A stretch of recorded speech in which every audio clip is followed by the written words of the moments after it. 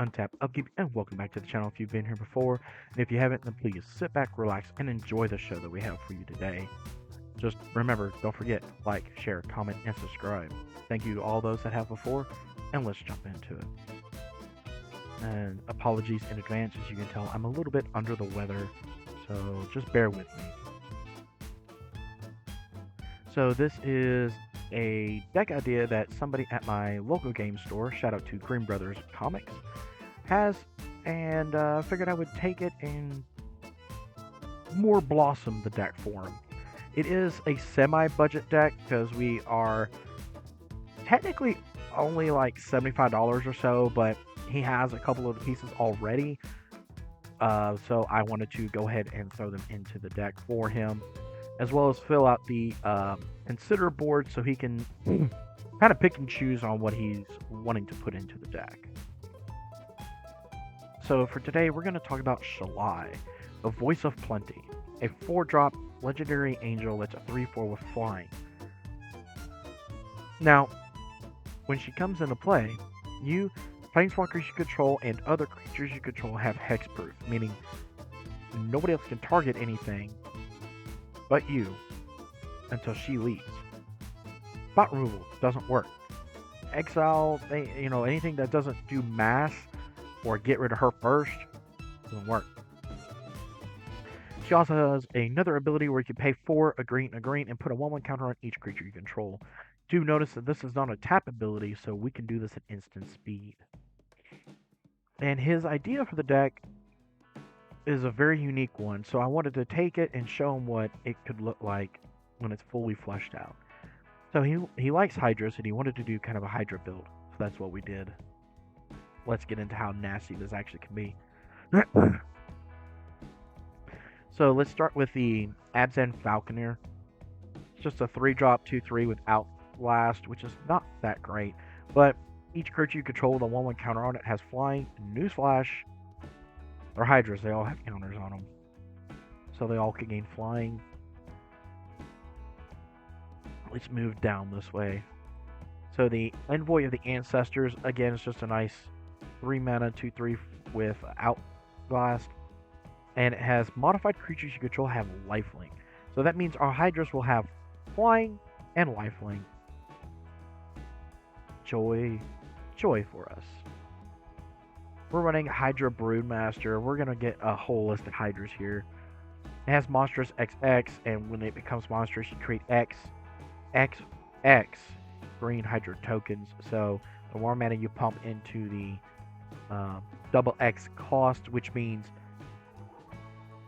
it's already a 6-mana 7/7, so it's already big. But if you were to pay like a green, get out of here. If you were to pay a green and like a 1 and a 1, then you would create 1/1 Hydra, and he would get a 1/1 counter. So the more you pay into the double X, the more value you get out of it. He's kind of more of a late game bomb, but he's just kind of fun. Everybody loves Mana Gorger Hydra when they're playing any kind of 1/1 counter synergy. So whenever a player casts a spell, you put a 1/1 counter on it. It has Trample. It's a nice 3-drop. So it comes out early, comes out fast, and it can deal some serious work. The Scourge of Skola Vale. Just a nice 3-drop Hydra. Enters with 2 1/1 counters on it. You can sacrifice another creature and put a number of 1/1 counters onto it equal to the sacrificed creature's toughness. So if, for instance, this was out a long time ago and somebody was trying to get rid of our Hydra Brewmaster or even Mana Gorger Hydra after it's got some counters on it, we can always eat it to this and make this thing bigger. It has Trample. The Wildwood Scourge is just another Hydra with the synergy we're going here, so it enters with X 1/1 counters on it, so the more you pay into X, the bigger it's going to be. And whenever one or more 1/1 counters are put on another non-Hydra creature you control, put a 1/1 counter on this Hydra. I don't believe that's actually going to come up too often, but it very well might, especially these two with Outlast. The Armorcraft Judge, a 4-drop, and when it enters the battlefield, we get to draw a card for each creature we control with a 1/1 counter on it. Again, we're playing Hydras. most of them come into play with some kind of one-one counter, and this could get really, really dumb. Feral Hydra, just another Hydra, and anybody can put one counters on it to make it bigger, so that's kind of interesting. Here's the big baddie of the deck, in my opinion. This is the Colonian Hydra. Thank God it got another reprint, because the first reprint it had just didn't knock the price down enough. We're under $3 now, but it can keep going down. Come on, keep going. So it enters with 4 1 counters on it, making it a 4/4 with trample for 5 mana. And whenever it attacks, you double the +1/+1 counters on each creature you control. So all of our stuff gets monstrously big. Next we have the Mistcutter Hydra. It cannot be countered, has haste and protection from blue, and again enters with X/1/1 counters on it, where X is however much mana we put into it. Just a nice uncounterable Hydra that we can make really, really big and hurt somebody. Steelbane Hydra is surprisingly on the expensive side. I guess it needs to see a reprint. It enters with X/1/1 counters. You can pay 3, remove a counter, and blow up an artifact or enchantment. Range Hydra has reach, so it can block flying boys, and it's just a basic little Hydra. Toski, because every time our creatures connect, we're able to draw cards. He is the Indestructible Squirrel, because he also has Indestructible, and he can't be countered. So he sees a lot of play. One of the more expensive cards in the deck also is the Mossborn Hydra. It's new from Foundations, and it started off pretty cheap, but it's slowly gaining a lot of steam because of how it actually does some horrible things. Because it enters with a 1/1 counter on it on potentially turn 2, turn 3. Excuse me. And then whenever a land we control enters, we can double the 1/1 counters on this creature. So this thing gets really, really big, really, really fast. We have Kamiya Whispered Hopes. If one or more counters would be put on a permanent we control, put that many plus an additional 1, and it can make mana equal to this thing's power. Not a whole lot of ways to make this thing bigger, but being able to add counters to our stuff is pretty nice. Gargos the Vicious Watcher is a 6 mana legendary Hydra that's 8/7 with Vigilance. Hydra spells cost 4 less to cast. Whenever a creature you control becomes a target of a spell, Gargos will fight up to 1 target creature you don't control. So he's already a pretty big beefy boy as an 8/7, and you could snipe off like a bunch of mana dorks or whatever. You could do some things with this. Avacyn's Pilgrim's just a mana dork. The other thing about the Gargos Vicious Watcher, by the way, it automatically would make this like a X's 4, because it says it reduces it to by 4 less. So Feral Hydra, you could just pay 1 green with Gargos out, and it would come in with 4 1 counters on it. Makes it pretty interesting. The Beast Whisperer, if you haven't seen it before, it just draws you cards whenever you cast a spell. That's a creature. This is one that I thought would be fun to put into this. This is Hamza, Guardian of Arishan. He's 4 white green for a legendary elephant warrior, that's a 5/5. He costs 1 less to cast for each creature we control and 1 counter on it. So the more our Hydras are on the battlefield, the lower he gets. At the same time, creature spells you cast cost 1 generic mana less for each creature you control with a 1 counter on it. So the more Hydras we have lopped out on the body with counters on them, the bigger we can make them. So he kind of has a little hidden synergy with the deck, I think. Pitseal, Muhammad Exemplar. I like throwing this in a lot of Silencia builds. It's a cheap way to basically have a Grand Abolisher effect, meaning your opponents can't cast spells during your turn. So if they want to react with you, they either have to get rid of this beforehand, or they have to wait before or after your turn to do something. And whenever 1 or more creatures you control with power greater than its base power deals combat damage to a player, you can draw a card. So if you have a way to, like even Mossborn Hydra, if you played a land later on in the turn, he got bigger, this thing would work with it. Just some nice synergy. This is another one I was surprised to see up so high. This is Neverwinter Hydra. Enters the battlefield, roll a XD6. It enters with the number of 1/1 counters on it equal to the total of those results. It has trample, it has ward 4. So the more you pay into the X, the more d6 you get to roll. And this could be kind of scary, I think. Vastwood Hydra enters with X 1/1 counters on it. And when it dies, you can distribute 1/1 counters equal to the number 1 counters on it among any target creatures you control. So nothing too flashy there. Excuse me. So Voracious Hydra has trample and enters with X counters on it. And you can either double them or make it fight another creature. The Nyxborn Hydra is just a decent little thing. I mean, we can bestow it onto like Kamiya Whispered Hopes, for instance, to just kind of make it a little bit bigger and get more mana out of it if we really feel like it. It has reach, it has trample. Excuse me. So it's just a nice little Hydra boy to fill in the hole a little bit. Lifeblood Hydra, glad this got to see a reprint in Commander Masters, I believe. I think it needs another one. It enters with X1/1 counters on it. It has trample, and whenever it dies, we gain life and draw cards equal to its power. Excuse me. This is another interesting Hydra. This is the Hooded Hydra. Enters with X counters on it, and whenever it dies, you make a 1/1 green snake creature token for each 1/1 counter it had. And you can even morph it. You can even pay 3 mana, 3 generic mana, play it face down. And then at any point in time, if you have 3 a green, you could flip it over and it would automatically come into play with 5 counters on it. So, not that bad. Capricorn, it's not that great. It's just another Hydra. Champion of Lambalt makes things less likely to block the bigger this is. Hungering Hydra. Excuse me. It can't be blocked by more than 1 creature, so you're not able to throw a whole bunch of bodies underneath this bus.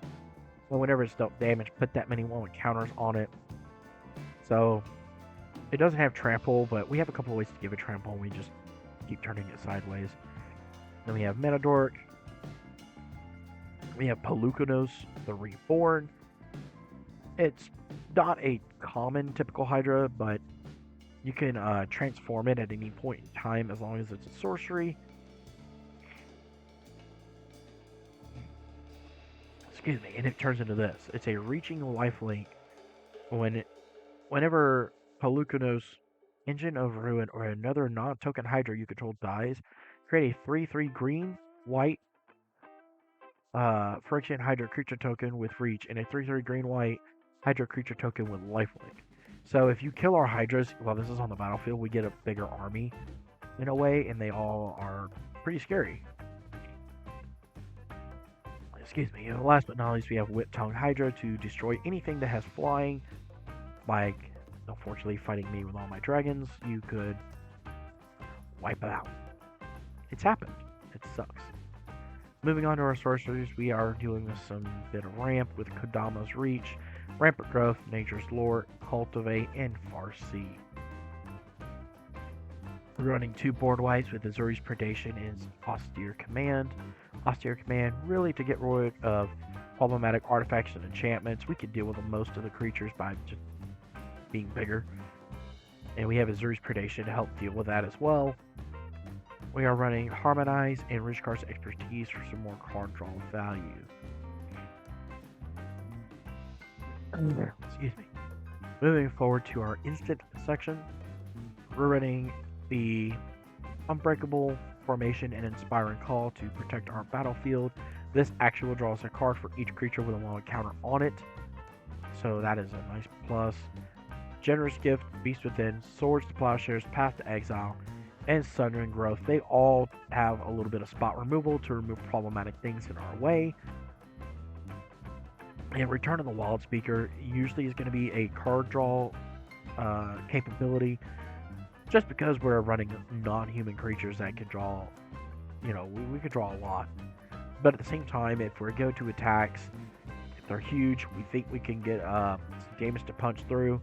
We can always play it at instant speed before damage is dealt. Excuse me. And non-human creatures we control will get a +3/+3 until end of turn. It doesn't give them trample, but it can make them a little bit bigger. We have a pretty standard suite of artifacts here, from boots to signet, talisman, sphere, stone, thought vessel, the other signet, and a soul ring. Lab Crusher's Bestiarity. We're able to scry one at the beginning of our turn, and whenever we cast a creature spell, we can pay a green. If we do, we get to draw a card. We're going to be pretty mana hungry, so that's okay. Moving on, we have Branching Evolution, Doubling Season, Elemental Bond, Garruk's Uprising, and Hardened Scales. So Uprising and Bond both allow us to draw cards when big things come into play. The Uprising does give our stuff trample, so that is a nice bonus. If you're any kind of modern player, or you've been playing here recently, you probably know what Hardened Scales does. So if one or more 1/1 counters will be placed on a creature we control, put that many 1/1 counters on it +1 instead. So this just gets it a little bit bigger. Branching Evolution, on the other hand, will put twice that many on there, so it gets pretty spooky with this one. And then the big ticket item that he actually already has, so we put into the deck on this build, is the Doubling Season. As you can tell, this is where a big chunk of our budget is from, at almost $30. Other than this and a handful of other pieces, the deck can be very budget friendly. Pretty standard suite of lands, I would say. We had Ev, Layer the Hydra. I mean, come on, flavor wise. Again, the Field of Ruin, because you never know when problematic lands could arise.